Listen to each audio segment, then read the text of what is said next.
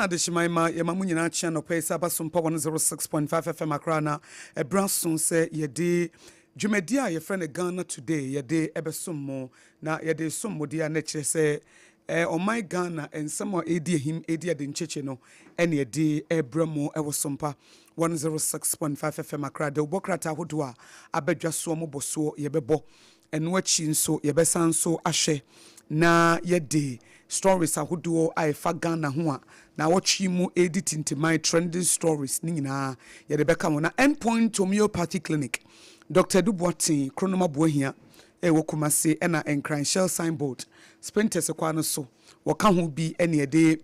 endpoint homeopathy moment ebebre wo Ghana today dwumedie so sanso na time heba mixture drone wonu moto aduane nya wode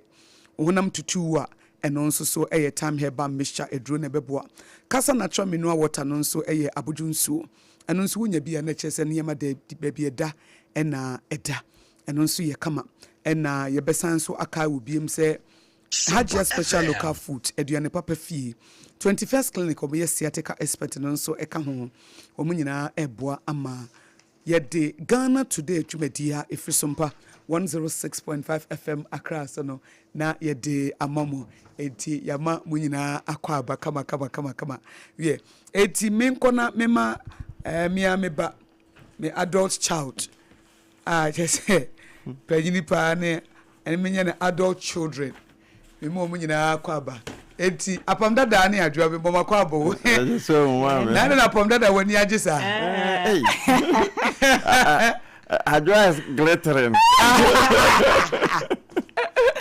Adwoa is glittering and glittering and glittering. I had to say Sompa is trending and trending. Wow. Aye, yeah, the Yamias. So the humble don't. Mamma ho fe no. Atia kan e ba no. Atia kan adopay. No clear. Adwoa say bibia boko. Awurade adom. Aye, the Yamias. Miss me ho ye pa. Ho so aye fe. Aye, mother like tete Esquire, like mother like daughter. Aye. They want to be tete Dachi Esquire. Aye, Dachi Esquire. Adwoa mpacho the obokrata ba ne dida woni man obey. Okay, anopay a daily guide aba. The new weekend crusading guide. And so ewa ha ena the Ghanaian publisher anopay wo mu nyina aba. Yo, Apam Dadaa. Daily Post opposed to and Daily Democrat was say nothing but the truth. And if you breast some the Chronicle and so and pay opposed to Nema Papa. We are menso me wo daily graphic wa hanene and some of the abano State of the Nation's address. You ever find a live wa ha? Yeah. And Sompa 106.5 FM ampanyi ebegina dwemu a nondu. And I'm with the my so much it me this pepe dia because sometimes you know it make us ampanyi ba. Near mouth 10. Not 12. Not 12 abo. Okay. Ada finance minister so be budget 10. Yeah, you ready? Ya put every program on hold. I feel say oh yeah they got 12. Now you train yes ya yankan news we mo dey yes you dey got 2. Yes. I found a junior that's na no na ya bo. Enti ya bompa say mampanyi ene 10 e be ko so pepe na Apam ye wi a or research Ghana idea. Oh yeah sure say by all means obedi ene na no do no etie for so pese o tin say mampanyi de betudwa for State of the Nation's address or mine no bomodi answer wo de afidie ne beto Sompa 106.5 FM Accra ye be fan live from Parliament na o mine bobre ye gina bia ye tebiem mampanyi di tudwa na won so watibi na dru pram to brekase ye bono nso a na ya be pensem mu e de a kirew enti wo ni problem mampanyi nim so o kan obeka ne brofo o kan wi a pramoto e wo Sompa 106.5 FM Accra na ye nso ye benya bre na ya pensem mu e de amamu na ya kirechi mu good e de amamu se de be ya bibia e betimi akonkan enti monhya ne nso mayi na ye mfa ne ma ento baby eda na enkoye kama pa etiene fa wo fidie ne to Sompa 106.5 FM Accra na de nsemo a mampanyi de betudwa e wo mrahye bedwem fa de osusu se Ghana sitie sa woni ne ya adwene sa woni nya adwene obeba be kasa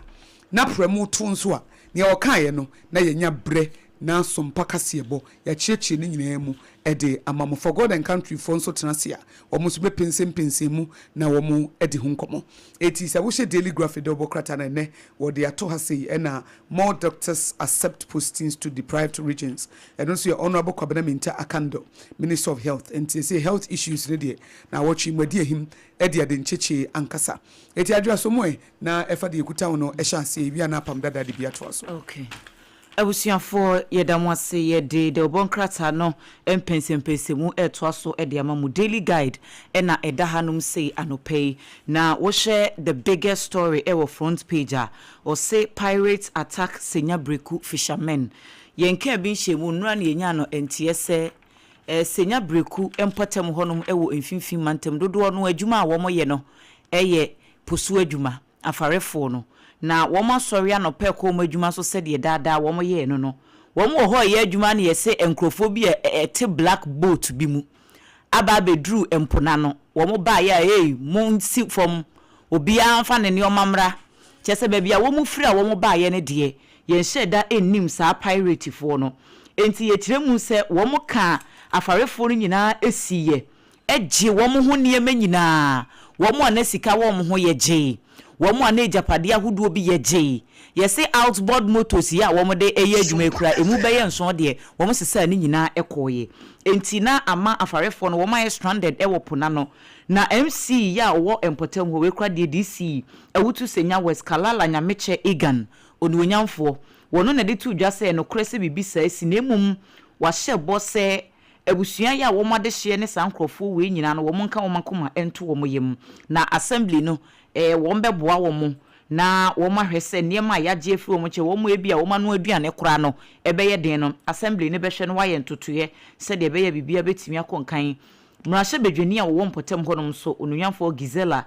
agbotui tete wono so de asodwa se womo akobọ bambofo amane ya sesia ne ye deploy marine police fo ebi se womo emra honom nadmofo nso ewo ho se de be ya wo betimi age ban Ghana Armed Forces fo nso saara womo so womo ahyase nhwehwemu se de be ya wo behunu saa nipa ban ya womo ebeto hye afarefo no so ewo Senya Breku honom no eje womo ho niema nyina no womo nhwehwemu ewo saa ensem no emu a anopei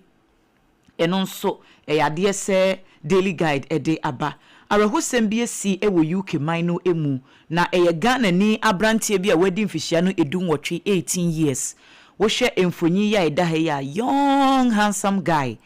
na kire se obi akotwe sekan ede awo no ye kasei abrantie no ato nanom wonse do ye kiremu ese wabra attack no esi ye no womo eye ntem se nkom de nbekwa kopiem wa yaresabia ntem so se de be ya apumdi adwuma efo betimi ahye no nanso wo mkoduru ho no ye kyese moja na wahwere no na eboro so enti abrantie no entimi enkuramu a sese wato nanom wonse do na bambofo se wo mahyasie eye nhwehwemu ede afa saa arahusemi eho a Michael Ababio wono ene abamu yi edin ye kasai de wonka atiasefo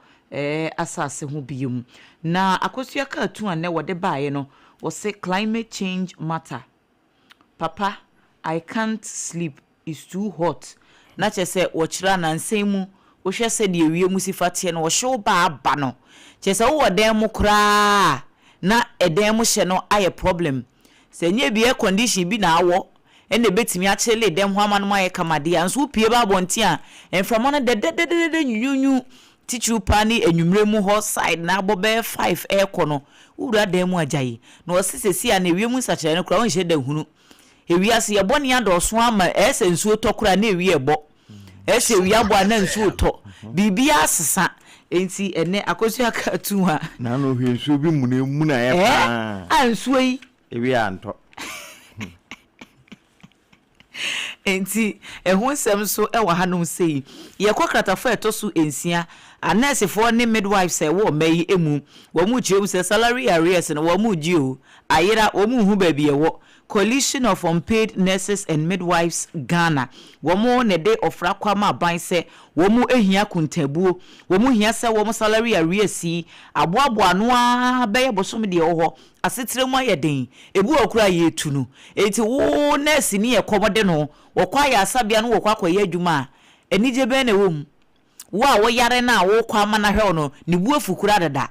enti niema bi a ense se woda na di kire yarefo kora no no woye ni nyina no eyese wo musika no akam ti wo mosre se aban enhwe na wonye totoye se de be ya wo so asetire mu nsem no ebetimi akonkan 7 arrested over fake traffic violation payment eno so ho asem ewo ahanum sei enipa enson na ye kasei wo mo twere adabampuno chi aposifo ekukum sanse wo mo askame asen ahoduo binumu a eye enipa bi edia wo mo edi electronic notices bi akwa sa nkrofo no a chese wo ma fa ehyen na wia ya ye kasa se nipa nson no bambofo akire wo mo na suspect na wo mo eye nhwehwemu wo mo asem ho no yesi oba bi kura ka ho mata kwashi oba besiewu krono adwuma no wo ye enti ono se ya che no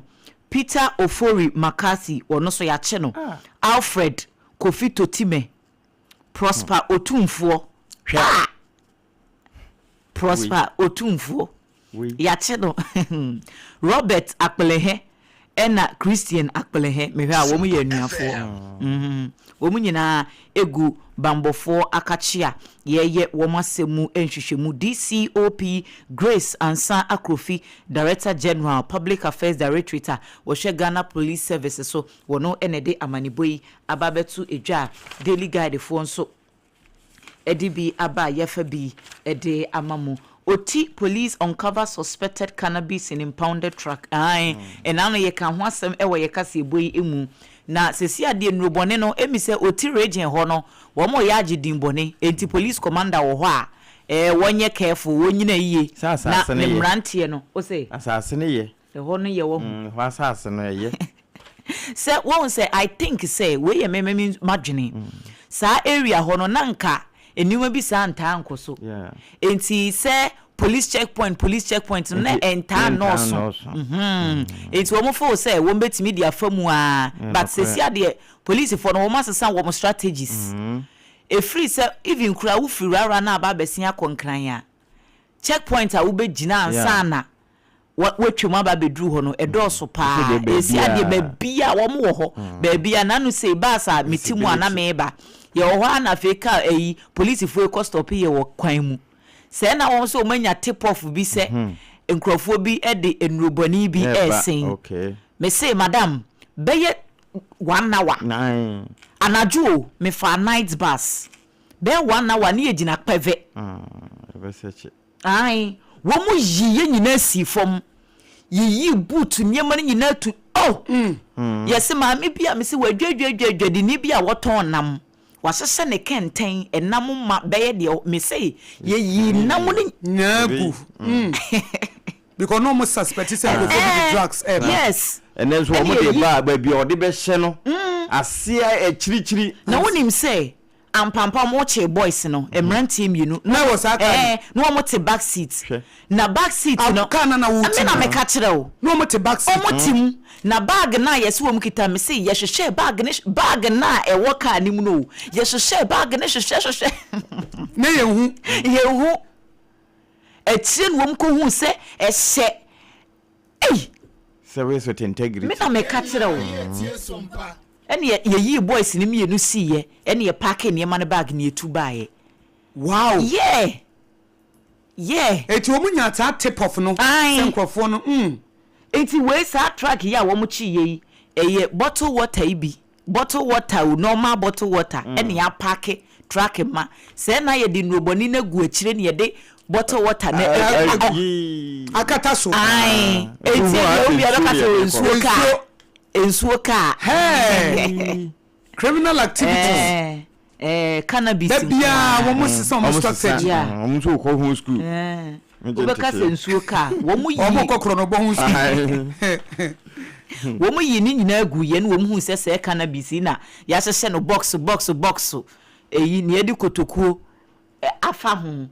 na chese ye de sinti wo mo yi ni nyina ene ya impound truck ne ye se ye ka se driver ni nsipe no ehu se asamo ya ba woni ni mate ni no ehwa no wo mu dwane ye wo mu si free car ni wa no wo mu dwane ye tom do ma nya wo ba ya dabi Kawo na nkofa ne ka. Kawo na nkofa ne ka. Enti anopei ensemu a daily guide e de ba ye ni bi na ya bobo su koko board for se wo mu endonate ska bia ma Blasters of Ghana se wo mo sponsor wo mu. Sa 12 million Ghana cedis na nkrofo bi se koko board for ekuafo ni abra wo mo ji wo mu sika no. Mo de 12 million Ghana cedis e ko sponsor Ghana Black Stars. Wo mo se wo mu fa ska bia nkoma wo mu enti sa nsem ni nyina no nukure bi anim. Yo apam remwe anopay sade adwa fa daily ne ma fa daily post so na ye hwede oposo bae me hu nana ampoma sika wono da woda krata yechi wone Kentucky tie kuchuru ye otoso mienu gamanche wo mumfoni ne wo hai na obubusa se na nana ampoma sika wone hwan ya wono anso na ye Ghana ba pani mame Lodina Mahama na ase na making enkransa manso mpa hema no anopa mfoni ene da daily post the bokrata echi no woche se gamanche akọ maame aboboa no akọ akohia no na se de wosi ama na akọ aba ene na hoho ya wode yo no to na konwa ne didi nkomo no eno na anopa daily post enya adaje na waposu na ada na echire dia mfoni ahodo firi se wonye duru eno office ho ene se wowura mu wotena se ye mana kwaba ene wo mo kire wo mani so kire no nyina ehumfoni anopa daily post wa postu ediaba ya ye bosu bi ediama ya tiefo sade anopa ye kase ebom ye de beto so say US ni Iran wo mani abrepa se wonum behia atimi aboama entiase apama ya adwuma wo mo po wo mo mpe no eno nso ne da ha krata ne chese esi de kura bia wo mapemaduru no kama ye se entiase ya adwuma enesa anopay de daily post aposua wo postu ye no nso ofa kratafa etoso numu a wo de urare shi tanko computer NDC Director of Election and IT odemfoni abeto no wo se emfa ho na de sasabro de yabrewa kotodwe se wo sono ni kiri yehia mpredu ombedi sono sonkunim anopay krata na etwaba bia kro na ne nchen ene wo de owura Eugene Boache entwi ne mfoni atoa na wode mampeni dada John Ajekun ko video okufo nso mfoni da ho bi no se pani so opeso okọ general secretary na wakokopere ewo so no edimu no wakokosra mampeni nkufo ede nani su ade hunu se papa de madwene ho ni o na o ka ne sen anopei eno nso ene da hai ebio wode ababeto ase de be ne ye bambosem wo man ansa na obibenya kwan kure ewurem ana wo firi mu akoro bambo ebetimi agina yie enti no Srimenti fido wo ma yire mu pa nya asemwa ebambo no de na anu esi wo bokena teta wafa ho enam so ma wonu ma ekwa akofo to market aba me edi bia ye light soup atwi makodi edi just hot kenke no mo no wo mo ekoko hia wo kwashi kwa mu ewu wode maame Elizabeth ofosu ajare nso ne mfoni ene yewura osonso mfoni ato kratafa etoso nsia no wo se America ene Ghana enkasa ho de wo madibi papa ama ebadwadie ene mmoa wo se amana ne de so abibiman ase Ghana ka ho a eno be se abosumi dunum nhyehyɛ ye pono a ne mpoma de da ho a o mai benya so mfa so agwa ase na mekan anopai eno nso ewo habi a ye boso e de ama ye tiefo na $140 billion economy hwan e kasa ase wo se wo mo build CEO ya oda Ghana Investment Promotion Center no Yura Simo Maji ena akasei wase wo my Ghana no sisi $140 billion economy ena wo mo be de enti nyese research nkeke na eno ho ena afa kratafa etoso nso Yura Samije mfi good board penny Esquire wo hia manta na hodo ni nyina asoafo ededa no ena anopai eno nso da hai sanse wo mai mantam bie ni ho asika okọ no ebi ne so ana agudie ye ni bi wo ho enti eno nso ho nsem ene da ha ya de atoso na National Investment Bank for no wo mo alanche fugu Wednesday wenti eduru ukwada bia sade mampeni kan no wo mo de fugu no wo mo hye party sade ya sompa yenso ye se no no anopai eno eye de eda ha ena ma Melodina ene ga manche de no nso wo de ato enwotwe ne mo ho na 6.2 billion afibia ena mahunidie papa ye ni ye hunti no ka yebo no Professor Peter Kwete na wo ka sa asemi na eno nso krata Daily Post wa postu anopai yebo so bi ediama yatifo a wo mutie sompa yo ene ma memfa Daily Graphic do bokrata no nso emra na wo Daily Graphic anim ha what the ababa tuja release 60 billion Ghana Citizens Pension Funds for 24-hour economy. Joe Jackson proposes at Wisconsin Business School Forum. And what this Sergeant Chena Kotuja say, there about 60 billion Ghana citizens pension funds mo. Eti hu be hia se be says kana piaba. Na yede aye 24-hour economy no. Another ha. State of the Nation's address no will focus on policy initiatives, economic stabilization. We ye ene omampani His Excellency John Dramani Mahama ebra wo begina simpie so na wo de Ghana ye bobre ye sikasam ne abra bo atudwa no ene ne Daily Graphic atafeto sudunan waba amane se ebehwe enema aban dwumadi efufuro bi a ode ba abepoa oman no mfasodo ebefiri mu aba ena Ghana sikasam so betimi agina brane no eno nso so eka ho a eno nso betimi akoyie enti eno ewo katafeto su edinan ono bokwabna minta akando eyo soafo shimpom dinsem so ono nso akasa nasema odi atodwa ne se aban epesi wodi dwumadie bi ebetumi aboa na de hia kase pa ne se esese mpom din hu dwumadie no yede yenan esifom na omomon krasi deprived communities ahodo no omugina omunaso nti Ministry of Health ono bokwabna minta akando wa acknowledge say ebehwe na improve your health no eti deprived communities no doctors bebre accept say de wo mobeko na during working visit abra wo call region ahodo mu ne titi woti region ukopie ho no na wo de sansem no etudwane wo hwe Daily Graphic double krata na wo de aba na so na expectations nipa bebre ache o madwe bi Dr. John Osai Kwapon o ha sanso na Dr. Samuel Ado wo mu nyina ache o madwe de afa mampanyini nsem o de ba betudwama Albert K Salia etintim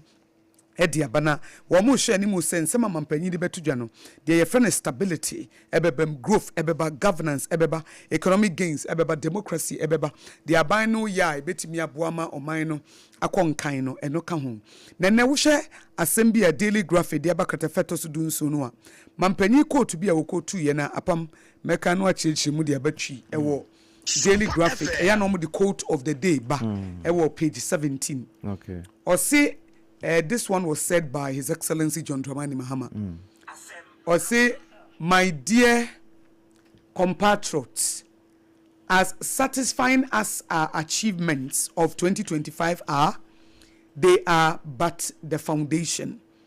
The architecture of the Ghana we want must now be built on this foundation. This statement was made by His Excellency John Dramani Mahama. Or say, my dear compatriots, and as compatriots, as satisfying as our achievements of 2025 are, they are but the foundation. The architect or the architecture of the Ghana we want must now be built on this foundation. Ghana Mampani, His Excellency John Dramani Mahama, wano nanumu asemunie ya efiri wano na ho. No was say, be manfo. Sadie, the ya na waso ewo Ghana no ho. A wo mo pese wo mo ye Ghana ni yi. Ema nema etime esesa. So he 2024 say 2025 ankasa. Sadie enkurumudie ba ya ho abaso bo mo ba sa mampani ma yetoso mienu wa ya ade no. Sa plan ya wo mo droi anasa wo mo edro sa plan no a womu pese womu chichire Ghana papa no better Ghana no eno ani enti foundation ni sa foundation we so ena wo se yeto na Ghana papa na ye hwehwe no ye say to me aka kama pa enam se no obeka senti no odi nsem betudwa na ye pese nsem ye odi tudwa no ye boso kama na pam sa wo back page wo Daily Graphic Shirley Asiedu Ado Cape Coast en wa tro dia ba say 71 fisher crew brought home safely. Pirate attack. Na yeso so yes of a pirate attack. Ya fa the fuel mo poso akromfo. Awe poso akromfo nti mu hu omo bobo. Yes no omo kapiji English. nti say omunye ahafo Roberts no omo ka pidgin English omo from say no mo outboard motors no any generators near there ampo omo ji no omo ji ni nyina na omo kopo so omo de phone ye dey so ni obi wo ho no mo a me ye so mo ba bi omo keep sa ne ma no eno so kra ma omo hu time de abo se utinzo ni so na epo no so se network wo so de ho de menyini poso network baby network ba wo ho baby na say baby wo ho okay network wo baby ba ya mi ado so oma nye obi abone oma nye obi abone enu di adanse se wiase na ye kurakuma na man no nso kire se ye koyanim na parity for idi enka Somalia ni bia anka aha ne ye nte no se ye du ha say ye poso pa na afarefo akonfo akoto ahye wo akonfo hu o mobompo agigi wo mo niema nyina wo kirem se omo gigi no omo ka pidgin English omo ka che fishermen no say hand over your outboard motors generators mobile phones and cash apono so omo diska ko omo diska ko poso ne ska ka ho to mo handi omo gigi ni nyina eti omo nya ebinum di dwa no wo so ansa na omo apie kura omo nya 7 outboard motors and 5 generators and mobile phones and cash and fuel tiniema anto medu ya ne aba wo musui amane de basa omba boshire wakowu ne nkwankwa ntaba na pirate de aposo omo attack shape yo poso from attack shape no mudi ka Ghana ya sa aposo de mo pede ye ne yewo mo ka pidgin English na se Nigeria for na ka pidgin English mo be ka ho ana hasu Ghana for nyina ka bi ba ye Ghana for pidgin no ye kan wu se Ghana Nigeria ni ka so wu se Nigeria ni ne eso se dem yeah ejetie for so by Facebook page Sompa 106.5 FM Accra baba beto se ya bo wo mo powder pa ekire nkunimdie 71 nyina omo nyina ba brought home safely omatime omo hu bapo ma omo hu bapo se nye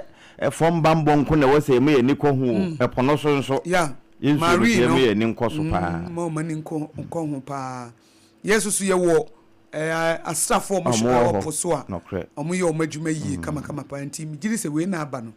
omo be hwe na bibia koyi Central Regional Director of the National Disaster Management Organization Ora Emmanuel Dawood Mensa ekasa ekirem se rescue operation no omatimi afa wo nyina edi wo mababa bedurua sese aye enigisem wo mu kirem se nipa canoes na bi free choko Greater Accra region ena phone so efri senya breku omo na wo Facebook no so no wa she omo de nua na ayo na munhu omo mobo mo ba beji we omo ni o atie fo mo mehwe but nyame adi omo yire nom omo